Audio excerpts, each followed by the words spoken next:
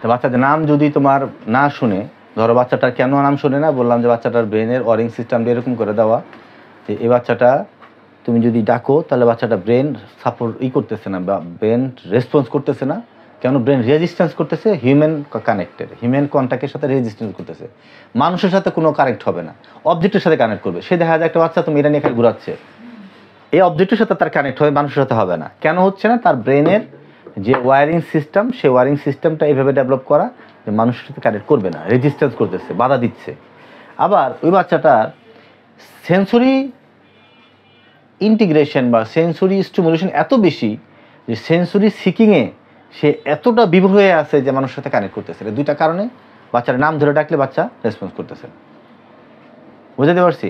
যেমন ধরো বাচ্চাটা ওই একটা লাঠির গাড়ি বানাচ্ছে, ভু করে ঘুরতে আছে, তার মানে ওই স্টিমুলেশন তার মুখ দিয়ে শব্দ করতেছে, করতেছে, তার সাউন্ড তার সিকিং আছে এবং দৌড়ঝাঁপ করতেছে। কেন? তার ভেস্টিবুলার প্রবলেম আছে, এই জন্য সে দৌড়াচ্ছে। আর সাউন্ড দিয়ে সাউন্ড সিকিং বিহেভিয়ার আছে, সেই কারণে সে দৌড়ে কী করতেছে, সে শব্দ করে তার সিকিংটা সে ম্যানেজ করার চেষ্টা করতেছে। তার এই কারণে ওই বাচ্চাটার তুমি যা নাম ধরে ডাকলে সে রেসপন্স করতেছে না। তাহলে ভাই যদি প্রশ্ন করি যে একটা বাচ্চা তুমি নাম ধরে ডাকলে একটা অটিজম বাচ্চা কেন রেসপন্স করেন, তার উত্তর দিতে হবে দুইটা। একটা দিতে হবে বাচ্চার ব্রেনের এই ওয়ারিংটা এরকম করে দেওয়া। নাম্বার 2, সেন্সিটিভিটি সিকিং বিহেভিয়ার এত বেশি থাকে যে ওই সিকিং বিহেভিয়ার স্টিমুলেশনের জন্য, সেন্সরি স্টিমুলেশনের জন্য সে সবসময় কী থাকে, সে তার ওই জায়গায় উদ্দীপনার জন্য সার্বক্ষণ বিভোর থাকে। যার ফলে বাইরে কী হচ্ছে, কে ডাকতেছে না, সেটা তার কিছু আসে যাচ্ছে না, সে রেসপন্স করতেছে না। এই উত্তরটা তোমার এইভাবে দিবা। নাম্বার 2, এখন এই বাচ্চাকে তুমি কীভাবে ট্রিটমেন্ট করবা? এখন ধরো এই বাচ্চারে যদি ট্রিটমেন্ট করতে চাও, মুশারফ নাই, রেসপন্স নাই। তারপর মুশারফ রেসপন্স নাই, ঠিক আছে? তখন তোমরা কী করবা? বাচ্চারা এরকম করে ধরে এই মুশারফ, ঠিক আছে? এই কাজগুলো বাচ্চারা করতে হবে, ঠিক আছে? তাহলে বাচ্চাটা আস্তে আস্তে তার কী হবে, ধীরে ধীরে নামটা তার বুঝবে, তার নামটা কী হবে তার বুঝতে পারবে। আপাতত আমরা এটুকুই করব।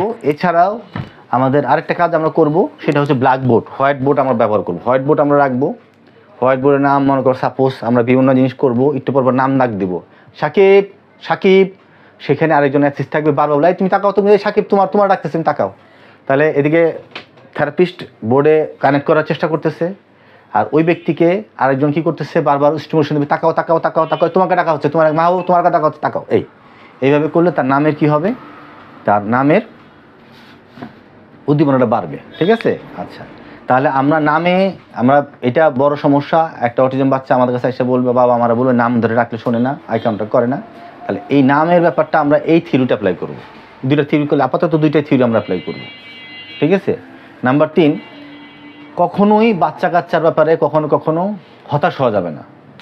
হ্যাঁ, একটা খুব ভালো করে মনে রাখতে হবে যে একটা বাচ্চা তুমি নতুন একটা বাচ্চা নিয়ে আসছে, এমন কাঁদতেছে, এমন ছোটাছুটি করতেছে, 5টা মিনিটও বাচ্চারা বসানো যাচ্ছে না, ঠিক আছে?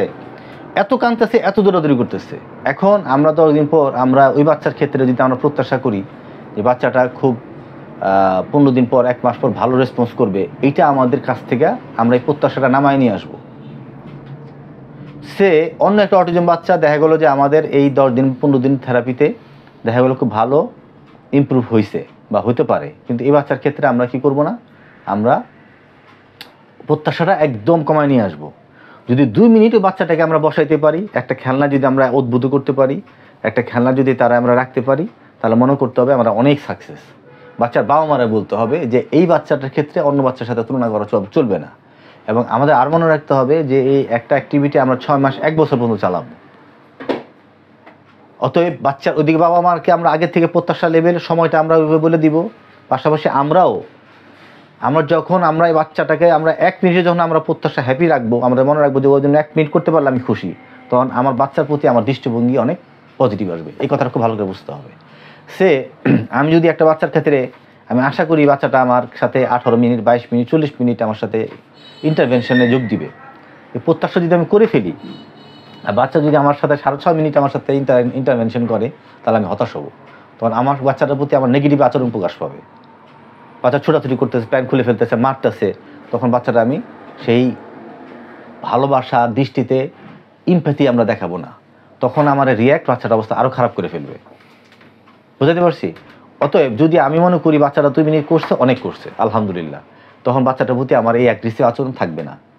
মনে রাখতে হবে এই বাচ্চাটা যে আচরণ করতেছে এটা বাচ্চার দোষ না, বাচ্চাটার ভিতরে এমন সমস্যা যাচ্ছে, এমন একটা প্রবলেম যাচ্ছে, বাচ্চাটা পারতেছে না, বাচ্চাটার সিকিং বিহেভিয়ারটা, সিকিং ভিতরে এমন কিছু চলতেছে তার ভিতরে যে সে ইরিটেবল একটা অবস্থা সে আছে, যার কারণে সেই কাজগুলি করতেছে।